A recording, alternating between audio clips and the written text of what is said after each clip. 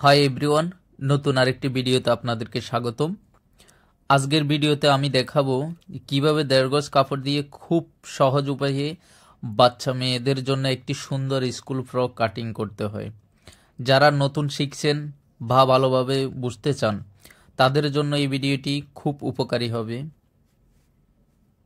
এই ফ্রকটি কাটিং করার জন্য আমাদের 1.5 গজ কাপড় লাগবে, একটি স্কেল লাগবে, কাঁচি লাগবে এবং মাপ, তারপরে মার্কার লাগবে। এই পদ্ধতিতে স্কুল ফ্রক কাটিং করতে খুব সহজ এবং সময় কম লাগে। পুরো ভিডিওটি দেখুন এবং আপনার প্রশ্ন থাকলে কমেন্ট করুন। তো চলুন দেরি না করে শুরু করা যাক। কাপড়টিকে প্রথমে এভাবে ভাঁজ করে নিতে হবে। এটা ডাবলে আছে, দেখুন।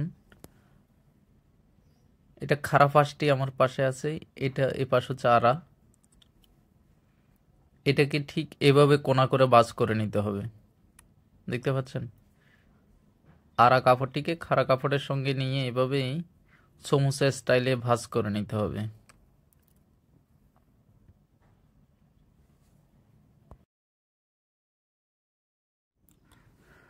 ফ্রকটি ফেটিস স্টাইলে ভাঁজ করা, দেখুন।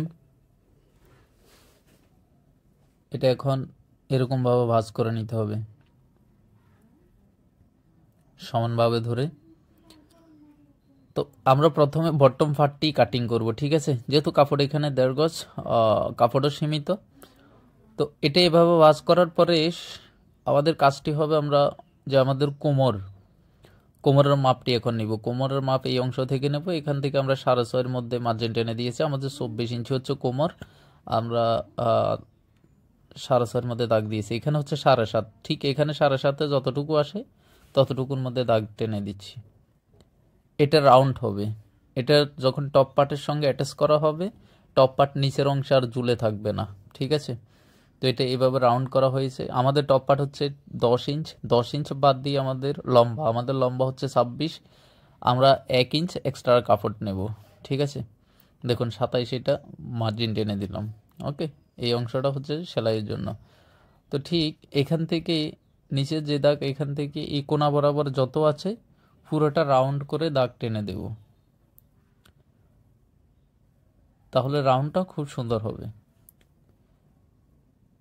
ঠিক আছে। এটা একদম চতুর্দিকে ধরে এইখানেও দাগ টেনে দিয়েছি, তাহলে দেখতে পাচ্ছেন রাউন্ডটা একদম সমানভাবে থাকবে, কোথাও কোনা বের হওয়ার আর সুযোগ থাকবে না এইভাবে যদি কাটিং করেন। দাগ বরাবর ঠিক এখানেও যেভাবে শেপ দিয়েছি শেপ অনুপাতে কাটিং করা হয়ে গিয়েছে। এটা হচ্ছে আমাদের বটম পার্ট, ঠিক আছে। এটা রুমাল কাট স্টাইল বটম কাট কাটিং হয়েছে। এখন হবে আমার টপ পার্টটি এখন ভাঁজ করব। এটা 4 ভাঁজে ভাঁজ করতে হবে। আমাদের অবশিষ্ট যে কাপড়টি আছে সেই কাপড় থেকে এটাকে এভাবে, দেখুন এটা 4 ভাঁজে আছে। তো প্রথম শোল্ডারের জন্য মার্জিন টেনে দিচ্ছি, তারপর 1/2 ইঞ্চির নিচে দিলাম। এটা হচ্ছে সেলাইয়ের কাপড় শোল্ডারের। তো শোল্ডার হচ্ছে 5-এর মধ্যে দাগ দিয়েছে, আরমল নামাচ্ছি 4.5, ঠিক আছে। তা আমাদের টপ পার্ট হচ্ছে 10, নিচের দাগ থেকে 10 ইঞ্চি, 1/2 ইঞ্চ হচ্ছে সেলাইয়ের জন্য। এটা সোজা করে এখানে ঠিক সোজা করে দাগ টেনে নিলাম। আরমলের এই অংশে সোজা দাগ টেনে নিলাম। এখন হলো যে চেস্ট হচ্ছে 26। দেখুন আমাদের ফিটিং হচ্ছে যে 20,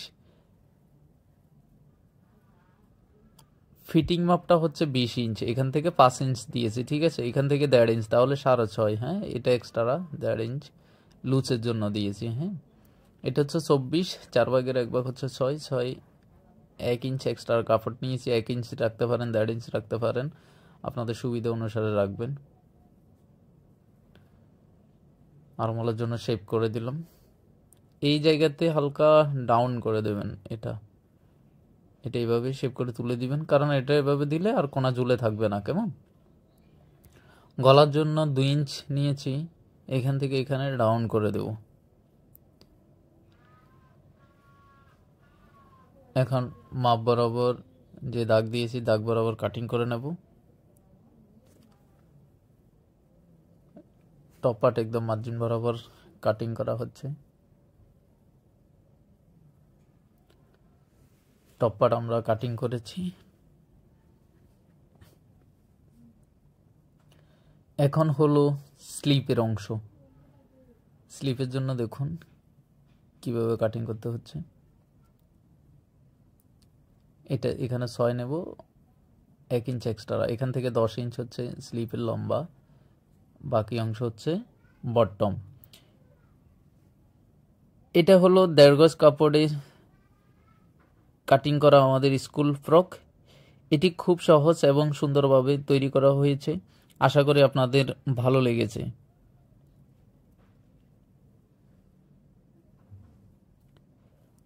আপনারা যদি এই পদ্ধতিতে ফ্রক তৈরি করেন তাহলে আমাকে জানাবেন কেমন হলো, এবং যদি কোনো প্রশ্ন থাকে অবশ্যই আমি সাহায্য করব।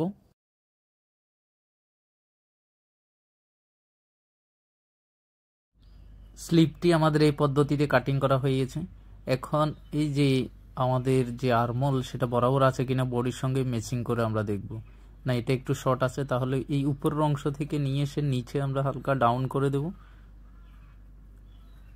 ডাউন করে দিলে হ্যাঁ, এটা এখন বরাবর থাকবে। উপর থেকে হালকা শেপ করে নিয়ে এসে নিচে অংশ কেটে দেব, তাহলে এটি এখন বরাবর আছে। এটি সেলাইয়ের পরে এটি তৈরি করতে খুব সহজ হবে, কোথাও কুচকানো থাকবে না। এখন হচ্ছে কোমরের বেল্ট এবং পকেট কিভাবে কাটিং করতে হয় তাহলে দেখুন।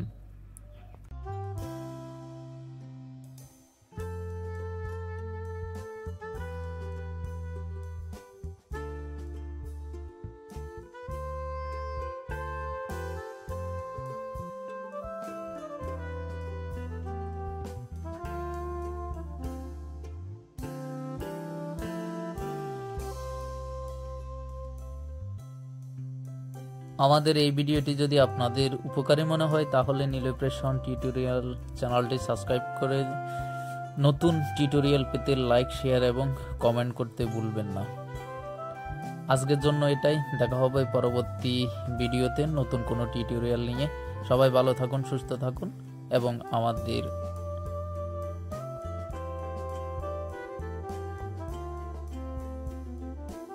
এবং আপনার কাজ উপভোগ করুন। বিদায়।